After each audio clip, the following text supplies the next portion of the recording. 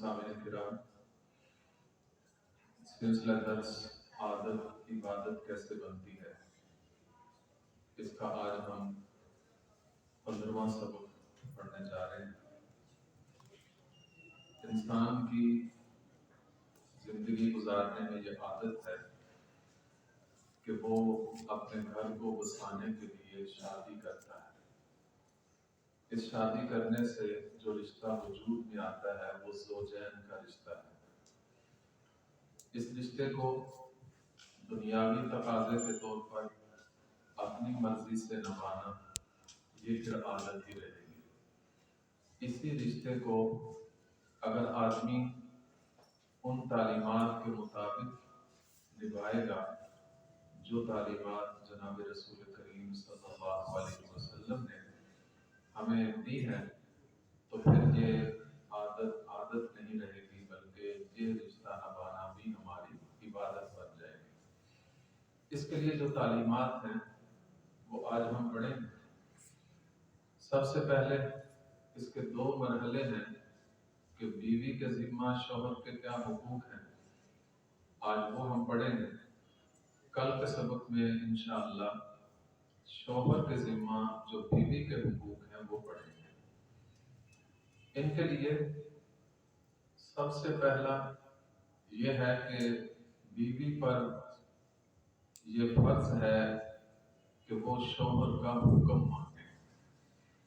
حکم ماننا، اگر وہ دین کی تعلیم سمجھ کر اس حکم کو تسلیم کرے گی تو اس کا یہ حکم تسلیم کرنا عبادت بن جائے گا۔ چنانچہ نبی اکرم صلی اللہ علیہ وسلم کا فرمان ہے، خیر النساء التی تسرہ اذا نظر وتطیعہ اذا امر۔ نسائی کی یہ روایت ہے کہ بہترین بیوی وہ ہے کہ جب شوہر اسے دیکھے تو خوش ہو جائے، اور جب وہ کسی بات کا حکم کرے تو اس کی اطاعت کرے۔ تو سب سے پہلے یہ اس کا فرض بنتا ہے کہ شوہر کا حکم مانے۔ لیکن ظاہر ہے یہ پہلے بھی بات بتا چکا ہوں کہ لا طاعۃ لمخلوق فی معصیۃ الخالق۔ اگر شوہر کسی برائی کا، کسی گناہ کا حکم دے رہا ہے تو پھر اس کی اطاعت جو ہے وہ جائز نہیں ہوگی۔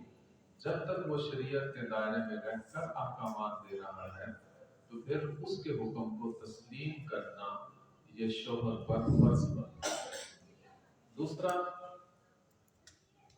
عورت کے ذمہ یہ فرض ہے کہ شوہر کی خدمت کرے، اس کے جو کام ہیں، اس کی جو ضروریات ہیں وہ پوری کرے، اس کی خدمت کے لیے ہر وقت اپنے آپ کو تیار ہے۔ اگر یہ خدمت مجبوری سمجھ کر نہ کرے بلکہ دین کا حکم سمجھ کر کرے تو یہ اس کا ہر عمل عبادت بنے گا۔ تیسرا یہ ہے کہ شوہر کی اجازت کے بغیر گھر میں کسی کو داخل نہ ہونے۔ جس کے بارے میں شوہر نے اجازت دے رکھی ہے کہ یہ میری عدم موجودگی میں گھر آ سکتے ہیں، ان کے لیے دروازہ کھولے، ان کے لیے ان کو گھر آنے کی اجازت دے، ورنہ کسی ایسے آدمی کو ایسے گھر میں داخل ہونے کی بھی اجازت نہ دے جس کے بارے میں شوہر کی اجازت نہیں ہے۔ چوتھا حق یہ بنتا ہے شوہر کا بیوی کے ذمہ کہ وہ شوہر کے مال میں اپنی مرضی سے تصرف نہ کرے، اپنی مرضی سے اسے خرچ نہ کرے، بلکہ خاوند کی اجازت 2 طرح کی ہوتی ہے، صراحتاً بھی اجازت ہوتی ہے، دلالتاً بھی اجازت ہوتی ہے۔ اب صراحتاً تو یہ ہے کہ اس نے کہہ رکھا ہے کہ یہ مال فلاں فلاں مقامات پر آپ نے خرچ کرنا ہے، یعنی کھانے پینے کی چیزیں ہیں، روزمرہ ضروریات کی جو چیزیں ہیں، اگر ان کے لیے وہ پیسے دے گیا ہے تو وہی خرچ کرے، یہ نہیں کہ اس کے کوئی اور چیزیں خرید کر رکھ لے، بغیر اجازت کے وہ اس میں تصرف نہ کرے۔ اسی طرح تصرف کرتے وقت اسراف بھی نہ کرے، ضرورت سے زائد خرچ نہ کرے۔ مال اللہ تعالیٰ کی نعمت ہے، اس کو بقدر ضرورت استعمال کرے، اس کو اسراف کر کے ضائع نہ کرے۔ تو یہ عورت پر خاوند کا یہ حق بنتا ہے۔ پانچواں حق یہ ہے کہ اگر شوہر گھر میں موجود ہے، اگر ایسی صورت میں اس کا دل کر رہا ہے کہ میں نفلی روزہ رکھوں، تو وہ بھی شوہر کی اجازت کے بغیر نہیں رکھ سکتی۔ شوہر اگر اجازت دے پھر نفلی روزہ رکھ سکتی ہے۔ ہاں، فرض روزہ جو ہے وہ اس کی اجازت ضروری نہیں ہے، وہ تو اللہ کا حق ہے، وہ تو پورا کرنا ہی ہے۔ لیکن نفلی روزہ جو ہے وہ بھی شوہر کی اجازت کے بغیر نہ ہے۔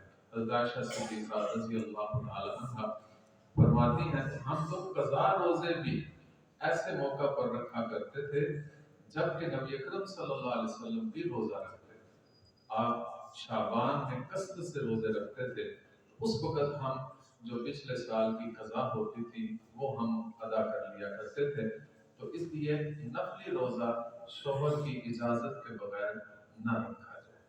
اسی طرح ایک دوسرے کی اگر کوتاہی ہے، کوئی کسی قسم کی کمی پائی جاتی ہے، انسان ہونے کے ناطے خاوند میں بہت ساری کوتاہیاں ہو جاتی ہیں، تو ان کوتاہیوں سے یا اسی طرح بیوی سے بھی بہت ساری کوتاہیاں ہو جاتی ہیں، تو ایک مشترکہ حق ہے کہ ایک دوسرے کی کوتاہی سے چشم پوشی کرنا، جہاں تک برداشت ہو سکتا ہے، جہاں تک اس آدمی یعنی وہ ایسے کوتاہی ہے کہ اس سے صرف نظر ہو سکتا ہے، کوئی خرابی زیادہ نہیں ہے، تو پھر اس سے اس کوتاہی کو ہائی لائٹ نہ کرے، اس پر زیادہ بحث نہ کرے، اس کو بار بار ذکر نہ کرے، بلکہ چشم پوشی سے کام کرے۔ اسی طرح ساتواں عورت پر یہ حق بنتا ہے شوہر کا کہ اگر فرض کریں شوہر برا سلوک کرتا ہے تو وہ اس پہ صبر کرے۔ یہ صبر کرنا اس کے لیے باعث اجر و ثواب ہے، یہ اس کے اوپر یہ خاوند کا حق بنتا ہے۔ اسی طرح آٹھواں حق شوہر کا بیوی پر یہ ہے کہ وہ قناعت کرے۔ قناعت کہتے ہیں جتنا اللہ تعالیٰ عطا فرما دے اسی پر صبر کرتے ہیں، اس سے زیادہ جو ہے وہ خواہش کرنا جو خاوند کی بھی طاقت سے باہر ہو، تو ایسی جو ہے وہ سوچ نہیں رکھنی چاہیے، بلکہ جہاں تک ہو سکے آدمی قناعت سے کام لے۔ عورت کے لیے یہ بھی خاوند کا ایک حق ہے۔ نواں حق یہ ہے کہ ناشکری نہیں کرنی چاہیے۔ نبی اکرم صلی اللہ علیہ وسلم نے عورتوں کو خطاب کر کے فرمایا کہ میں نے ان کو اکثر دیکھا ہے، یعنی جب میں نے جنت اور جہنم کے مناظر اللہ تعالیٰ نے دکھائے تو میں نے جہنم میں بہت زیادہ عورتوں کو دیکھا ہے۔ پوچھا گیا یا رسول اللہ کس وجہ سے؟ فرمایا کہ تکفرن العشیر، سب سے بڑی وجہ یہ ہے ان کے جہنم میں جانے کی کہ وہ خاوند کی ناشکری کرتی ہے، کہ بہت سارا ان کو عطا کر دیا جائے تو ایک تھوڑی سی بات طبیعت کے خلاف ہو جائے تو پھر سارے احسانات کا انکار کرنا، پوری زندگی پہ پانی پھیر دیتی ہے۔ یہ وجہ عورتوں کو جہنم میں لے جانے کی، اور کثرت سے جہنم میں عورتیں اس وجہ سے گئی۔ یہ حدیث پاک کا مفہوم ہے۔ اس لیے عورتوں کے لیے یہ بہت اہم حق ہے کہ ناشکری نہ کریں، قدردانی کریں، شکر ادا کریں، شکریہ ادا کریں، بلکہ اور جو ہے اس خاوند کی آمدن سے بڑھ کر اس سے مطالبہ بھی نہ کریں۔ اگر وہ تھوڑا بہت اس نے سلوک کر بھی دیتا ہے تو اس پر اس کی قدر کریں۔ 10واں حق یہ ہے کہ شوہر اگر بات کر رہا ہو، شوہر کی گفتگو کے وقت عورت کو خاموش ہو جانا چاہیے۔ اگر اس پر عمل ہو جائے تو بہت سارے جھگڑے ختم ہو جائیں۔ اصل جھگڑا یہاں سے ہوتا ہے کہ خاوند کہتا ہے میری بات سنو، عورت کہتی میں نے آپ کی بات نہیں سنی، آپ میری بات سنو۔ تو یہ حق ہے کہ جب شوہر گفتگو کر رہا ہو تو عورت کو بالکل خاموشی کے ساتھ وہ بات سننی چاہیے۔ اسی طرح 11واں حق یہ ہے کہ شوہر کے جو گھر والے ہیں ان کا اکرام کریں، ان کی عزت و احترام کریں۔ ظاہر ہے ہمارے ہاں ایسی فیملی کے رہنے کا طریقہ ہوتا ہے کہ ایک ہی گھر میں سارے بہن بھائی ماں باپ سب حضرات موجود ہوتے ہیں، تو یہ نہیں کہ صرف شوہر کی عزت کر رہی ہے اور باقی سب کے ساتھ رویہ جو ہے وہ بے عزتی والا ہے، نہیں، جس طرح شوہر کی عزت و احترام کرنا ہے اسی طرح اس کے سارے گھر والوں کا بھی عزت و اکرام کرنا یہ شوہر کا بیوی پر حق بنتا ہے۔ 12واں حق یہ ہے کہ پڑوسیوں سے بات چیت کرنے میں زیادہ وقت صرف نہ کرے بلکہ بہت کم باتیں کرے، کیونکہ پڑوسی بعض اوقات ایسی باتیں کہہ دیتے ہیں کہ زندگی میں وہ زندگی کو اجیرن بنا دیتے ہیں۔ تو ایسے پڑوسیوں کے ساتھ جو خاص کر نیک بھی نہ ہوں، اچھے لوگ بھی نہ ہوں، ان سے تو ویسے ہی کام کلام کرنا چاہیے، لیکن ویسے بھی ایک بیوی کو اپنے پڑوسیوں کے ساتھ زیادہ باتیں نہیں کرنی چاہیے، یہ بھی خاوند کا بیوی پر حق ہے۔ 13واں حق یہ ہے کہ شوہر کے جو دوست ہیں ان کے سامنے اپنا تعارف نہ کروائے، ان کے سامنے اپنی جو ہے وہ جان پہچان نہ کروائے۔ ایسا نہ ہو کہ مثلا بازار گئی ہے اور شوہر کا کوئی دوست وہاں کسی دکان پر ہے تو اس کو کہنا میں آپ کے دوست کی بیوی ہوں، تو اس طرح کا تعارف نہیں کروانا چاہیے، بلکہ جو لوگ جانتے بھی ہیں ان کے سامنے بھی اجنبی بن کے رہیں۔ یہی عورت کا شوہر کا جو ہے عورت پہ یہ حق بنتا ہے۔ اور اسی طرح 14ویں نمبر پر یہ ہے کہ اپنی توجہ کے جو مرکوز کرنے کی چیزیں ہیں وہ تو ایک اپنی اصلاح ہے، کہ جب ہر بندہ اپنی اصلاح کی فکر کر لیتا ہے نا تو پھر کئی جھگڑے یہیں سے ختم ہو جاتے ہیں۔ تو اپنی اصلاح کی فکر کرے، اس کے ساتھ ساتھ گھر کے جو ضروری کام ہیں ان پر اپنی توجہ دے، اپنی اولاد کی اصلاح کی فکر کرے، جو اللہ کے حقوق ہیں، نماز ہے، روزہ ہے، دیگر جو احکامات ہیں ان کی پابندی کی طرف توجہ کرے۔ اور 15واں حق شوہر کا بیوی پر یہ بنتا ہے کہ شوہر کے سامنے مزین ہو کر رہے۔ آج کل ہوتا یہ ہے گھر میں تو مزین ہوتے ہی نہیں ہیں، جب باہر کہیں جانا ہوتا ہے تو پھر بڑے مزین ہو جاتے ہیں۔ تو یہ حق شوہر کا ہے، اس کے سامنے زینت اختیار کرنا یہ شوہر کا بیوی پر حق بنتا ہے۔ اسی طرح 16واں حق یہ ہے کہ شوہر کو دیکھ کر خوشی کا اظہار کرے۔ جیسے شوہر کو یہ حکم ہے کہ گھر میں جائے تو مسکرا کر، حضرت عائشہ صدیقہ رضی اللہ تعالیٰ عنہ فرماتی ہیں کہ نبی اکرم صلی اللہ علیہ وسلم جب بھی گھر میں تشریف لاتے مسکراتے ہوئے آتے۔ تو اگر آنے والا بھی مسکرائے اور اس کی بیوی بھی مسکرائے تو ساری رنجشیں ختم ہو جائیں اور گھر ایک جنت کی نظیر بن جائے۔ اس لیے یہ شوہر کا بیوی پہ حق بنتا ہے کہ شوہر کو دیکھتے ہی خوشی کا اظہار کرے۔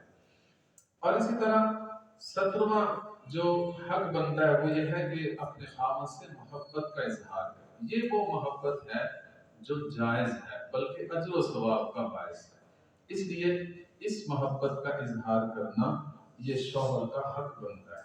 اسی طرح بغیر عذر کے قربت میں انکار نہ کرے، اور اس کے ساتھ ساتھ خلوت کی جو باتیں ہیں وہ باہر لوگوں کو نہ بتائے، یہ شوہر کا حق بنتا ہے عورت پر۔ اسی طرح 20واں حق یہ ہے کہ شوہر اگر گھر سے نکلنے لگے تو اس کے اکرام میں یہ بات شامل ہے کہ دروازے تک اسے چھوڑنے آئے۔ یہ اس کا اکرام ہے، اس کا حق ہے کہ اپنے خامن کو گھر میں نکلتے وقت دروازے تک چھوڑ کر آئے، اس کے ساتھ چل کر آئے۔ اسی طرح 21واں حق یہ ہے کہ بغیر شدید مجبوری کے جس میں کہ رہنے کا کوئی امکان ہی نہیں، اکٹھا رہنا بہت ہی عجیب بن چکا ہے، انتہائی حد تک پہنچ چکے ہیں، اس کے بغیر طلاق کا مطالبہ نہ کریں، کیونکہ نبی اکرم صلی اللہ علیہ وسلم کا فرمان ہے کہ ابغض الحلال، جتنے بھی حلال کام ہیں سب سے زیادہ اللہ کو جو ناپسند حلال کام ہے وہ طلاق ہے تو حلال لیکن اللہ کو پسند نہیں، تو جو بات اللہ کو پسند نہیں اس کا کبھی نام بھی زبان پہ نہ لائے بغیر شدید مجبوری۔ یہ آخری حد ہے، جب آخری حد پہ پہنچ جائے تو پھر تو ظاہر ہے جائز ہے، لیکن بغیر شدید مجبوری کے اس کا مطالبہ نہ کریں۔ اللہ تعالیٰ ہم سب کو अपनी इन आदात को इबादत बनाने की